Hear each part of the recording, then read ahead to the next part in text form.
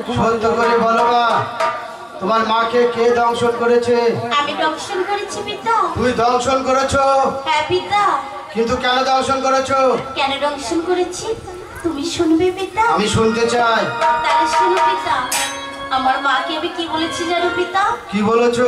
আমার মাকে আমি বলেছি কি, ও মা, মা তুমি যে আমার মা আর আমি যে তোমার কন্যা।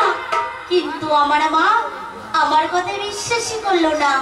বিনা দোষে ওই মেয়েটা দিয়ে আমার যে একটু চোখ বন্ধ করে দিয়েছে পিতা। পদ্মাবতী! পিতা, সেই জ্বালা সহ্য করতে না পেরে আমি যে আমার মাকে আমি দংশন করেছি পিতা।